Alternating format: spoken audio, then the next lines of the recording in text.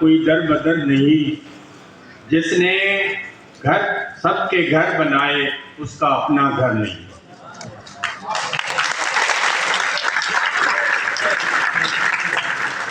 Thank you Nasir Mansoor कि आपने मुझे इज्जत दी और इस प्रोग्राम में मुझे बोलने का मौका दिया। मैं पीटीआई का साबका लेबर सेक्रेटरी हूँ और मैं बहुत थोड़ा टाइम लेबर सेक्रेटरी रहा था, क्योंकि मैं आज सर्जन भी हूँ, मैं बिजी होता हूँ।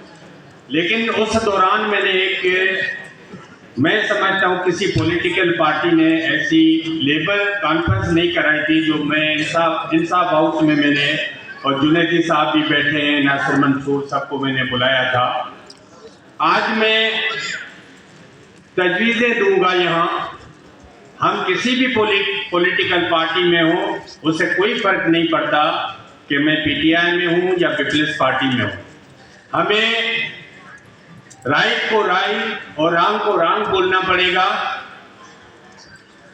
और पाकिस्तान में जो मिनिमम वेजेस हैं वो बहुत बढ़ानी चाहिए, ये कम है। और मैं समझता हूँ केपीके और इसमें इतना फर्क नहीं है। नासिर मंसूर ने 35,000 बोला था, वैसे वहाँ 36,000 है।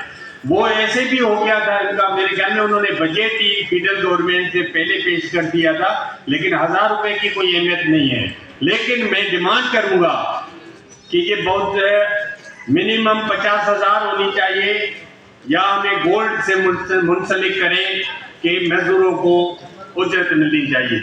और सिर्फ उजरत की बात नहीं है, उसके अलावा एक तो आप लोगों को ये भी पता होना चाहिए, ये जो मुल्क जिसने बनाया था, कायदे-ए-आज़म मोहम्मद अली जिन्ना भी ट्रेड यूनियन लीडर था, जो आपको शायद पता सबको ना हो। वो इलेक्टेड प्रेसिडेंट था इंडिया में पोस्टल यूनियन का, जिसके उस वक्त 1925 में 70,000 एम्प्लॉइज थे, 70,000 मुलाजिम थे। तो आए, हम चाहेंगे, हम कोशिश करेंगे कि इस पाकिस्तान में ये हमें नया और पुराना पाकिस्तान नहीं चाहिए, हमें कायदे-ए-आज़म का पाकिस्तान चाहिए।